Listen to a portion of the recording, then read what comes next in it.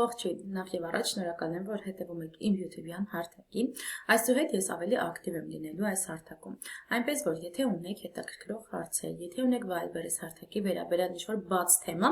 ապա խնդրեմ մեկնաբանությունների բաժնում կարող եք գրել ձեր կողմից ուղղված հարցը, որը բաց է մնացել ձեզ մոտ եւ հաջորդ տեսանյութը կլինի հենց այդ թեմայի մասին։ Իսկ այսօր խոսելու ենք Viber-ի զարգացման, տարածման եւ առհասարակ Viber-ի վերաբերյալ մի քանի կարևորագույն կետերի մասին։ Դե ինչ գնացինք։ Viber-ի զարգացումը եւ տարածումը։ Նախ եւ առաջ ասեմ, որ Viber-ը դա նույնպես marketplace է, որը կարելի է ասել համեմատվում է այլ marketplace-ների հետ։ Այսինքն, Viber-ը մրցակցում է ավելի կոնկրետ Ozon-ի հետ, Yandex-ի հետ, Amazon-ի հետ ու ինքը փորձում է ամեն կերպ լինի առաջինը։ Երբ ինձ հարց են ուղղում, ասում են Քրիստինե ջան, արդյոք մենք երբ որ մուտք գործենք Viber-ի հարթակ, մենք կհաջողենք։ Ես միշտ ասում եմ, որ այո, կհաջողենք։ Ինչի, որտեղ Viber-ը մրցակցում է այլ marketplace-ների հետ ու ինքը ուզում է լինի առաջիններից։ Այսինքն ինքը ամեն կերպ անում է, որպեսզի թե վաճառողները, թե գնորդները երբևիցե այս հարթակում չտուժեն, բայց իհարկե լինում են մարդիկ, ովքեր բացասական կարծիքներ ունեն այս հարթակի մասին։ Այնպես որ Viber-ը ամեն օր էլ ավելի է զարգանում եւ ավելի շատ մարդիկ են մուտք գործում Viber-ի հարթակ։ Ինչպես գնորդներն են շատանում, այնպես էլ վաճառողներն են շատանում։ Ու այս հարթակում մենք երբ որ գնում ենք X product, մենք գնում ենք այդ product-ները անհատներից, հա։ Այսինքն երբ որ տեսնում ենք ենթադրենք ինչ-որ գրիչ են վաճառում,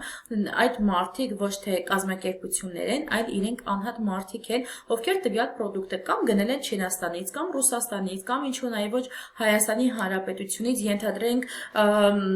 Փեթակից եւ այլ տարբեր շուկաներից գնում են տվյալ product-ները, փաթեթավորում, շտրիխավորում են եւ վերավաճառում են Viber-ի հարթակում։ Այնպես որ այս հարթակը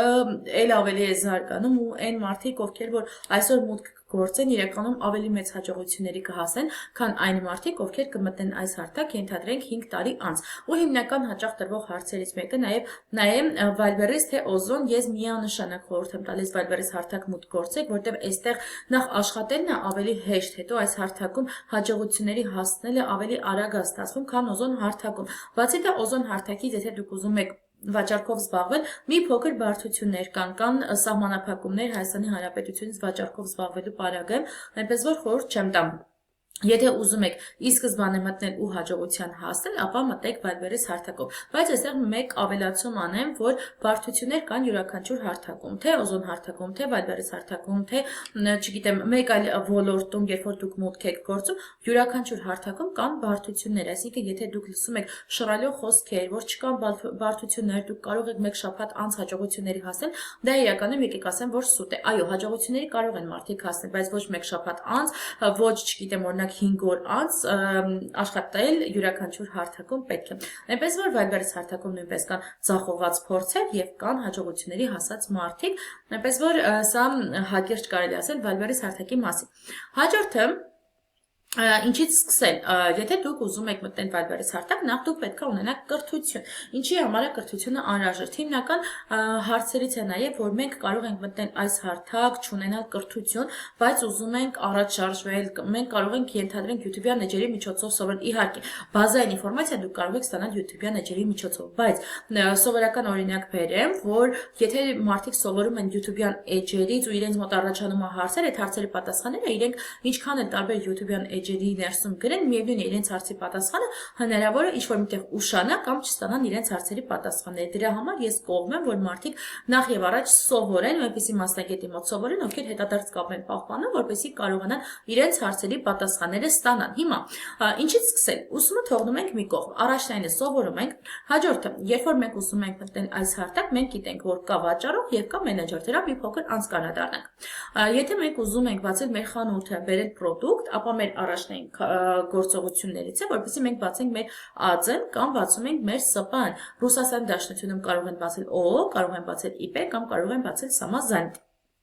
Այսինքն նույն ինքը Հայաստանի Հանրապետությունում կոչվում է ինքնազբաղ։ Հիմա եթե խոսում ենք Հայաստանի Հանրապետության մասին, մենք կարող ենք բացել մեր ԱԾ-ն եւ բացել մեր խանութը։ Խանութը բացվում է մեկ անգամ on-line տարբերակով, որի համար դուք վճարում եք 137,000 դրամ, բայց Viber-ը այդ գումարը ձեզ 40,000 ռուբլու տեսքով մոտավորապես հետ է վերադարձնում։ Ճիշտ է, դուք այդ գումարը չեք կարող հանել ծախսել, բայց այդ գումարը դուք կարող եք ձեր ներքին գովազդների վրա ծախսել, հա, այսինքն դուրս է գալիս, որ դուք անվճար եք գրանցվում։ Viber-ից հարթակում կարելի է ասել 80%-ը պրոդուկտ են վերավաճառում գովազդների հիման վրա։ Այսինքն, եթե դուք մտաք Viber-ից հարթակ,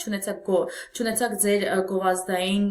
բյուջեի մեջ գումար, միևնույն է դուք այդ գումարը ավելացնելու եք։ Իսկ եթե սկզբնական շրջանում դուք բացում եք ձեր խանութը Viber-ից հարթակում, որի համար վճարում եք գումար, Viber-ից այդ գումարը ձեզ հետ է փոխանցում, դուք կարողանում եք այդ գումարով ներքին գովազդներ միացնել։ Այսինքն այդ սկզբնական շրջանում դուք գումար չեք ծախսում գովազդների վրա։ Այսպես, դուք բացում եք ընդամենը մեկ անգամ ձեր խանութը եւ կարող եք վաճառել տարատեսակ պրոդուկտներ։ Երբ որ մենք ԱԾ-ն բացում ենք, ԱԾ-ի համար մենք պետքա վճարենք 3000 դրամ պետական վճարատա, որից հետո մենք պետքա բացենք մեր հաշվի համարը, ԱԾ-ին կցված դրամային հաշվի համար եւ դրանից հետո արդեն անցնելու ենք հաջորդ գործողություններին։ Հիմա հաջող տրվող հարցերից մեկը նաեւ մենեջեր թե վաճառող, այսինքն որը խորհուրդ կտա մենք դառնանք մենեջեր թե վաճառող, կամ ինձ հաճախակի հարցնում են, ես ուզում եմ միայն վաճառողի դասընթացներն անցնել, կամ ես ուզում եմ միայն ինֆորմացիա ստանալ մենեջերի մասին, դա իրականում այդպես չի հարգելներս, մենք պետքա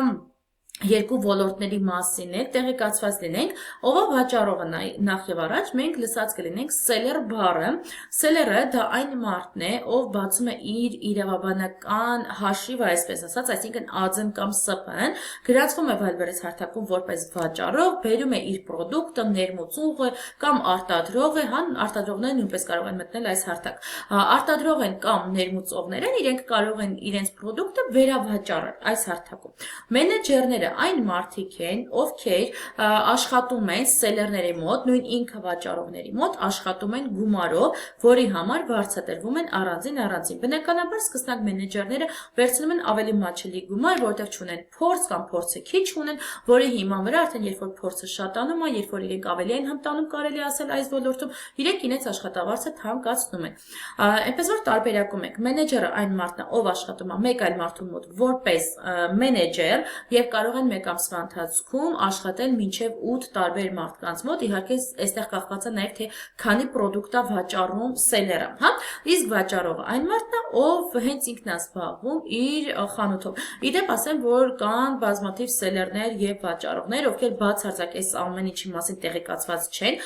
որտեղ մի մասը կամ մամաներ են դեկրետում են գտնվում, մի մասը արդեն բիզնեսմեններ են, մի մասը ունեն իրենց խանութը եւ իրենց անհրաժեշտ է գալու մենեջեր, որտեղ իրենք չեն ուզում կոպիտ ասած մտնեն այս գործի մեջ, էլի զրոյից սովորեն եւ այլն, ու իրենք գումար են վճարում մենեջերներին, որպեսզի մենեջերները վարեն իրենց խանութը։ Այնպես որ սա նույնպես պահանջված մասնագիտություն է։ Viber-ը աջակցում է իր նոր վաճառողներին, այո,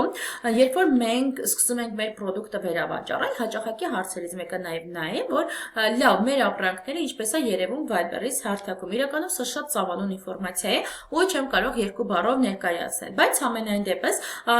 երբ որ ձեր պրոդուկտը հայտնվում է Viber-ը աջակցում է 14 օրվա ընթացքում իր վաճառողներին, որպեսզի իրենք կարելի ասել ներքևից, այսինքն մեր քարտը երբ որ Viber-ում է հայտնվում, Viber-ը օգնում է մեզ, իհարկե կան գործողություններ, որոնք մենք նույնպես պետք է կատարենք, որպեսզի մեր ապրանքը վերջին կետերից հայտնվի թոփում։ Այնպես որ Viber-ը 14 օր օգնում է իր վաճառողներին, բայց նաև ասեմ, որ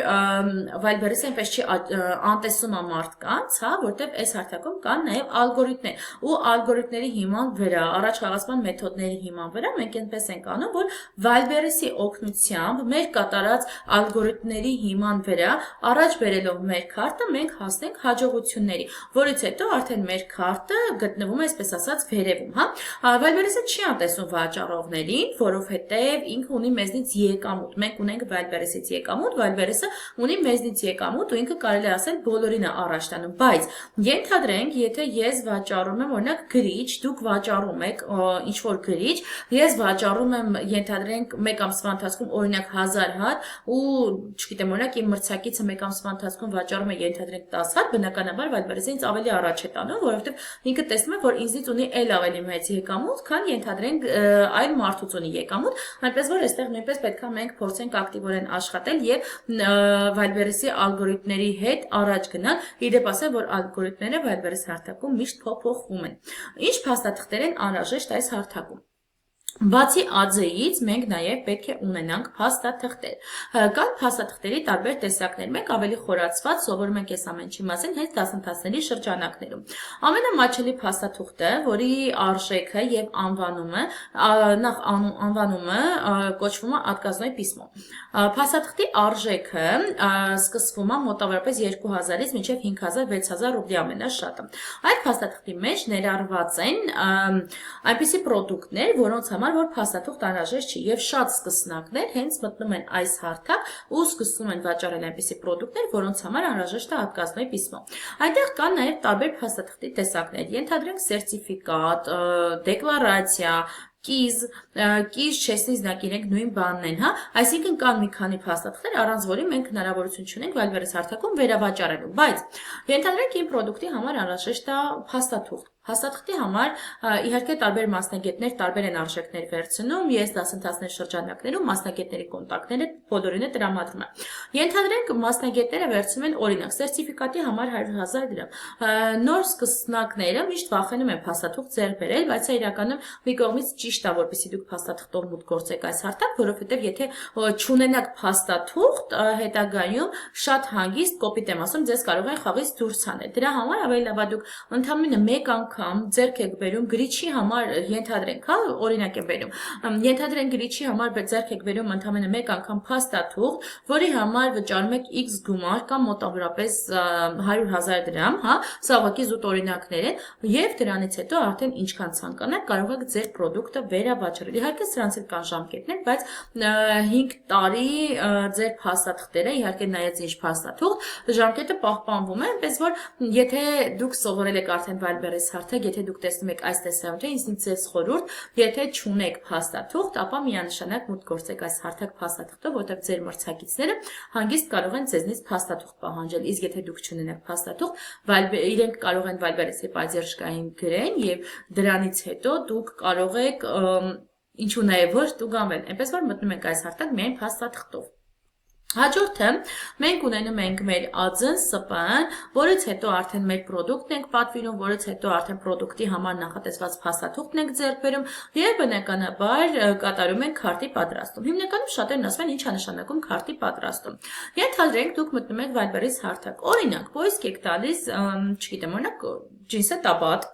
կամ պայուսակ եք փնտրում, հա, կամ նույն ինքը գրիչն եք փնտրում, եւ տեսնում եք իր լուսանկարը, իր ապիսանյան, իր խարակտերիստիկան, ինքը ամբողջական կոչվում է քարտ։ Այսինքն ձեր առջևում հայտնվում է քարտը։ Մենք այդ քարտը պատրաստում ենք, իհարկե կան նրբություններ, որոնք հաշվի տակ առնելով, առանց որի մենք այս հարթակում չենք կարողանա մեր պրոդուկտը վերավաճառել, այդ ամենը ուսումնասիրելով մենք պատրաստում ենք մեր քարտը եւ հանձնում ենք գնորդների դատին, որպեսզի գնորդները փնտրեն, գտնեն մեր պրոդուկտը եւ գնեն, որի հիման վրա արդեն մենք, այսպես ասած, կվաստակենք գումար։ Եվ հաջորդը տուգանքները Wildberries-ում, բնականաբար այս հարթակում էլ կան տուգանքներ, ինչպես բոլոր հարթակներում, եթե դուք չպահեք, կարելի ասել կարգու կանոնը, ապա ձեզ նույնպես կարող են տուգանել, այնպես որ այստեղ նույնպես պետք է խելամիտ շարժվել, պետք է ճիշտ կարգու կանոնը պահպանեք, որպեսզի տուգանքներ չունենեք։ Հիմա հնարավոր է ձեզ մոտ հարց առաջանա, լավ տուգանքները ինչ արժեն, սկսվում է 10 ներողություն, սկսվում է 1000 ռուբլից մինչև, չգիտեմ, 1 միլիոն, 2 միլիոն ռուբլի, այնպես որ այստեղ թվերը տարբեր են, նայած թե ինչ եմ արել տուգանում, այսքան ժամանակ, մոտավորապես 2.5 տարի է ես ինչ Wildberries հարթակում եմ, ինձ Wildberries-ը ընդամենը տուգանել է 1000 ռուբլի, 1000 ռուբլի տուգանել է նրա համար, որ գնորդը երբ վերադարձ է կատարել իմ պրոդուկտը, տվյալ ժամանակահատվածի համեմատ ես տանը չեմ գտնվել, չեմ վերցրել իմ պրոդուկտը, որի հիման վրա Wildberries-ը ինձ ներողություն տուգանել է 1000 ռուբլի։ Այնպես որ սա է տուգանքների օրինակներ,